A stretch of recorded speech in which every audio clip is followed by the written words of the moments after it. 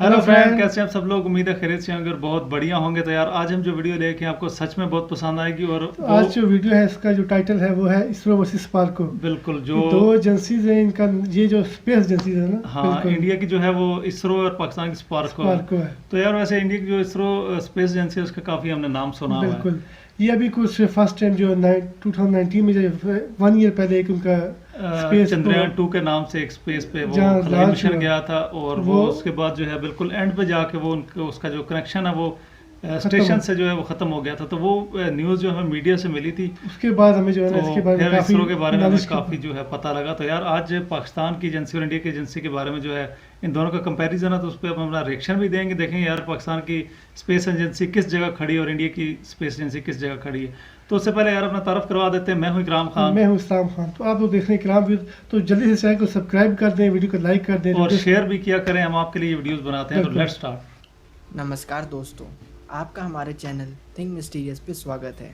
हम सभी ये बात जानते हैं कि किसी भी देश की उन्नति के लिए स्पेस और साइंस का कितना बड़ा योगदान रहता है। इसीलिए हर देश अपनी एक सफल स्पेस एजेंसी चाहता है जो कि उसे एक बेहतरीन कम्युनिकेशन दे सके और साथ ही साथ देश की आर्थिक व्यवस्था भी मजबूत कर सके। आज इस एपिसोड में हम भारत और पाकिस्तान की स्पेस एजेंसी को आपस में कंपेयर करेंगे। ये कंपैरिजन इसलिए भी सही है क्योंकि दोनों देशों को 1947 में आज़ादी मिली, जिसका मतलब है कि दोनों देशों ने एक ही हालात में और एक ही समय पे अपने विकास की शुरुआत की। लेकिन हम सभी ये बात जानते हैं कि आज की तारीख में दोनों देशों की आर्थिक स्थिति में कितना फ़र्क आ चुका है और साथ ही आप इस ऐसे वीडियो के द्वारा जो जान स्पार्को इसके जाएंगे बारे में कि इतना हमने दोनों सुना भी देशों नहीं हुआ की था। स्पेस एजेंसी मैं में फर्स्ट टाइम भी सुन रहा कितना हूँ, फ़र्क है। डिटेल मैं में इस देखते हैं वीडियो क्या। में पूरी तरह से अनबायस्ड मुझे रहूंगा। खुद नहीं पता स्पार्को इसका के बारे में मतलब है इतना। कि मैं किसी एक देश की तरफदारी नहीं करूंगा और वीडियो में जितनी भी बातें होंगी अनबेस्ड वे वीडियो है। गूगल के द्वारा ली गई जानकारी के आधार पे होंगी। वीडियो के अंत तक आप आराम से फैसला कर पाएंगे कि कौन सी स्पेस एजेंसी ज़्यादा सफल है और कितनी सफल है।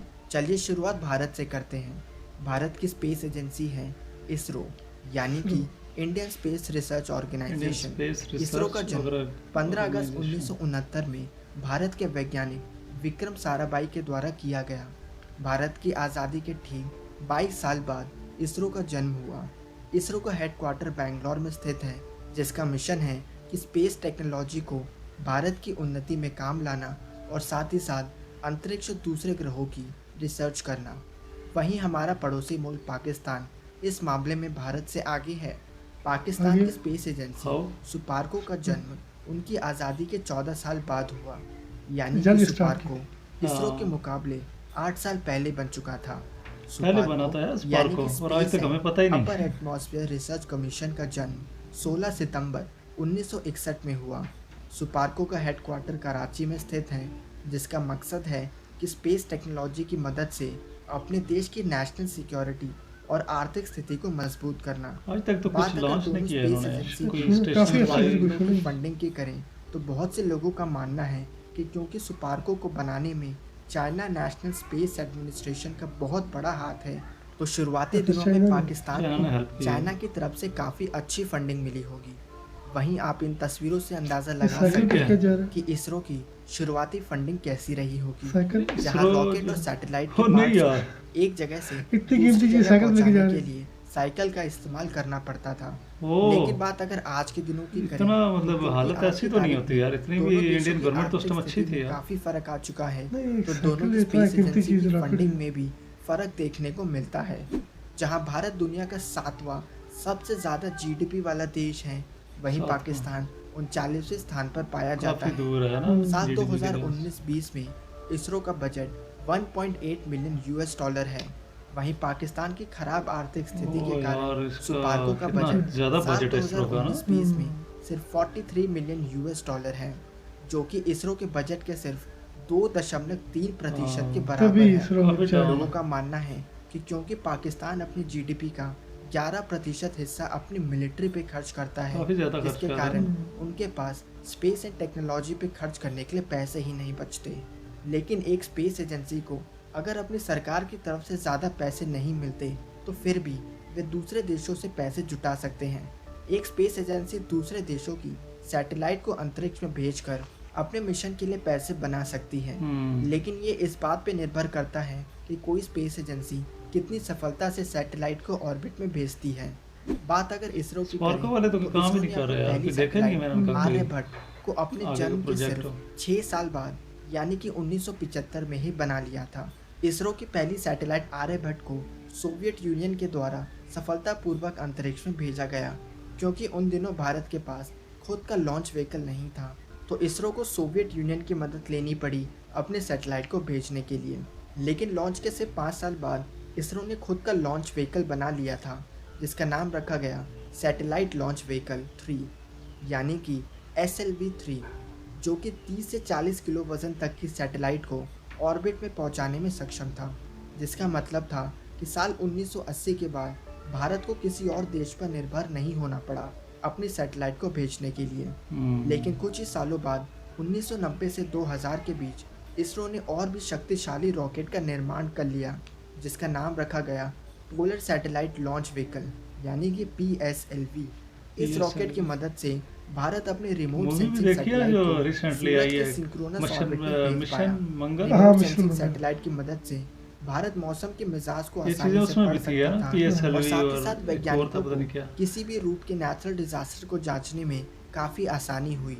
साल 2000 से 2010 के बीच में इसरो ने GSLV Mark 1 बना लिया, जो कि PSLV से ज़्यादा शक्तिशाली लॉन्च व्हीकल था हाँ, वो और मैं 5 टन उसमें तक भी की मूवी में भी सैटेलाइट है। को अर्थ के ऑर्बिट में पहुंचाने में सक्षम था। साल 2010 में इसरो ने एक बड़ी कामयाबी हासिल की। इसरो ने 2010 की शुरुआत में सफलतापूर्वक खुद का क्रायोजेनिक इंजन बना लिया था, जिसका मतलब था कि अब इसरो और भी शक्तिशाली रॉकेट बना सकता था और साथ ही इसरो को किसी और देश की मदद की बिल्कुल ज़रूरत नहीं थी।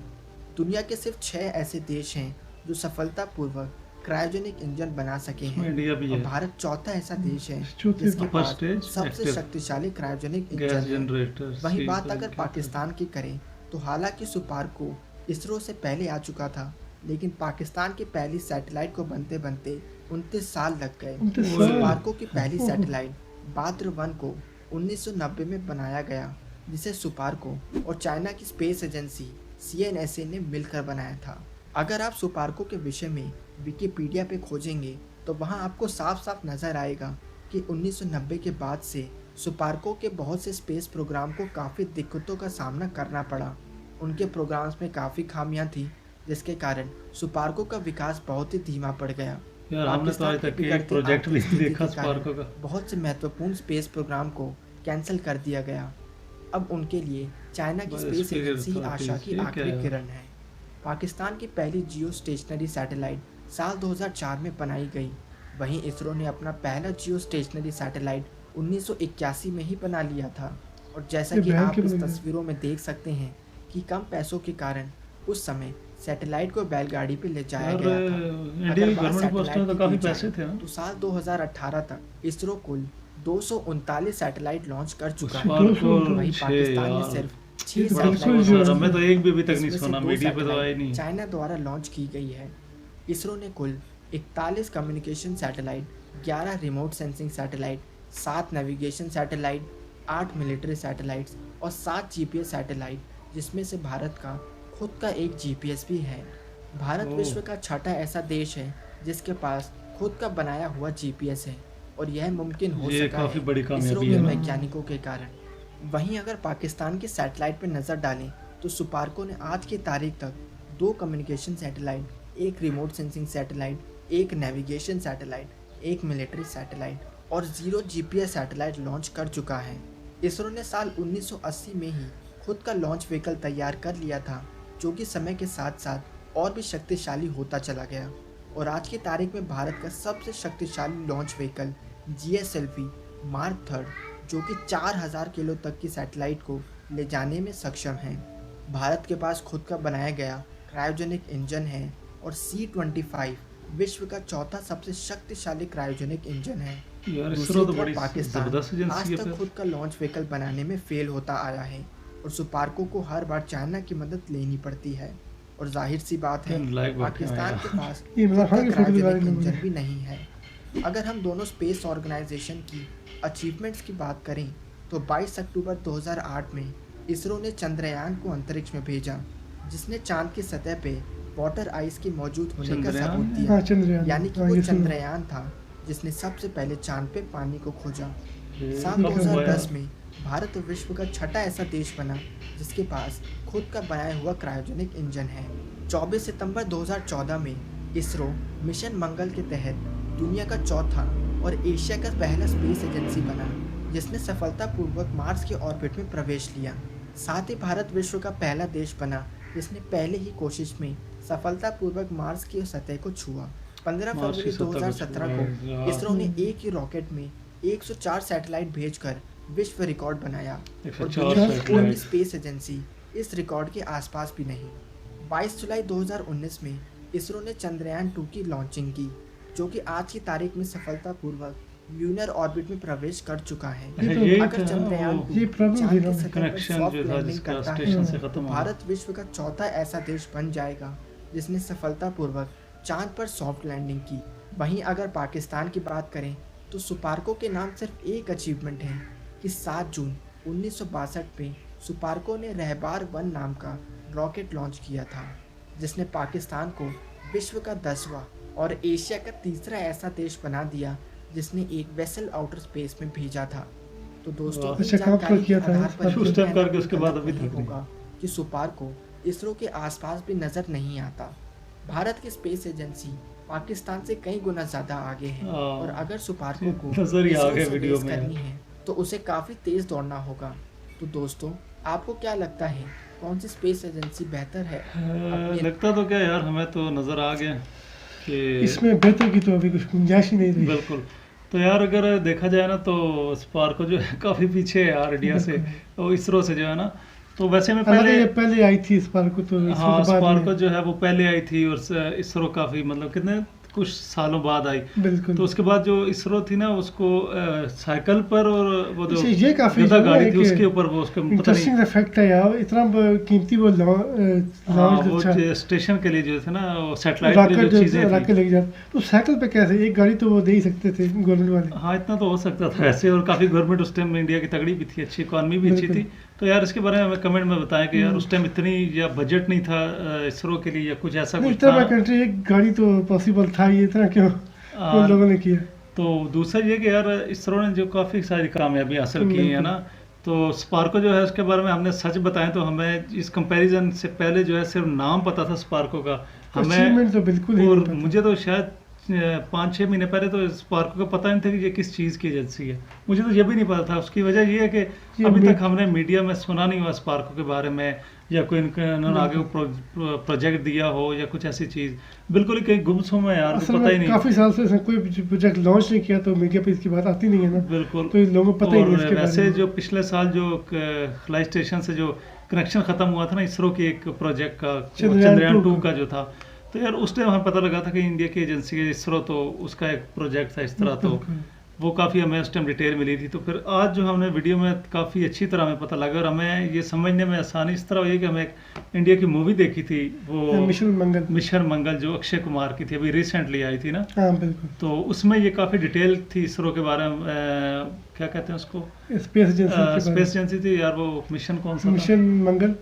PSLV एक जो रॉकेट था, हाँ, ये सैटेलाइट थी, वो उन्होंने भेजी 2000 थी। करीब। और उसके अलावा GSLV फिर उनके बाद उन्होंने बनाई जो मार्स तक गई। इस तरह की जो थी काफ़ी वो उसमें एक्टर थी क्या ना, विद्या बालन, जिन्होंने काफ़ी घुमा घुमा के भेजा था। तो यार वो उस तरह अभी हमें जो है ना मतलब मुकम्मल समझ आ गई सारी चीज़ें देख के। तो ये चंद्रयान 2 का जो इशू है ये तो अभी सॉल्व नहीं हुआ कोई। अभी तो इन लोग बताया कि वो कामयाबी से हो चुका है, लेकिन जहाँ तक मीडिया रिपोर्ट्स की बात है वो तो वो कह कह रहे रहे हैं कि एंड पे ख़त्म हुआ है, तो उसके बाद जो है दोबारा चांसेस हैं कि यार दोबारा कनेक्शन हो जाए, लेकिन पता नहीं लेकिन है। थोड़ा मुश्किल लग रहा है। हाँ एक तो दफा। वैसे अगर देखा जाए जिस तरह इसरो ने काफ़ी सारी कामयाबी हासिल की, इस तरह मेरे ख्याल आगे भी कर लेगा। इसके लिए काम कितना- काफी किया इसरो ने, किसका बजट भी काफी अच्छा दिया इंडिया वालों ने। बहुत ज़्यादा बजट है यार उसका, $1.8 बिलियन है। तो पाकिस्तान का 43 मिलियन है यार, वो कितना थोड़ा है। इसमें तो बहुत ही मुश्किल, तभी ये जो इसरो इतना थोड़ा बजट होने के स्पार्को बाद। जो है तभी इतना वो काम नहीं कर पाई। हाँ लेकिन फिर भी यार काम करने के लिए बजट चाहिए। बजट हुकूमत दे ना, क्या कर रही है यार, इसरो कहाँ से कहाँ चला गया। तो सच में अगर हम बताएं तो यार इसरो में बहुत अच्छी स्पेस एजेंसी लगी और काफ़ी फेमस हो गया वर्ल्ड में ना। बिल्कुल। तो देखें यार आगे हम इसका जो इन्होंने एक वो पानी भी सबसे पहले इसरो ने ढूंढा है। चंद्रयान 2 ने जो खोज किया था 2000 में, ये बहुत बड़ी कामयाबी है बिल्कुल। हालांकि इसरो की। इंडियन की अमेरिका की जो नासा एजेंसी है वो सबसे बड़ी है इस वक्त, उनको भी पानी नहीं मिला जो है ना हाँ, और उसमें। इसरो ने निकाला, ये बहुत मतलब टैलेंट वाली बात है यार। इंडिया के लोग काफ़ी इसका मतलब टैलेंटेड हैं जिन्होंने अच्छा काम किया है। उसके अलावा बहुत सारे प्रोजेक्ट हैं, वो 104 जो सैटेलाइट इकट्ठे भेजे थे, ये वर्ल्ड भी रिकॉर्ड है रिकॉर्ड है इनका। बिल्कुल। तो यार बहुत सारी अच्छी इनकी कामयाबियां हैं। तो वैसे हम कोशिश करेंगे यार, अपनी हुकूमत को कहेंगे यार स्पार्को के लिए कुछ करें। बिल्कुल ही डेड बना के बिठा दिया एजेंसी को, क्योंकि नाम ही नहीं है, काम भी नहीं है, ना मीडिया पे आते हैं। तो फिर मिलते हैं आपको किसी अच्छी वीडियो के साथ। तब तक हमारे हमारे चैनल को सब्सक्राइब सब्सक्राइब करें, लाइक करें वीडियो को और शेयर भी किया करें। तो खुदा खुदा हाफिज। हाफिज।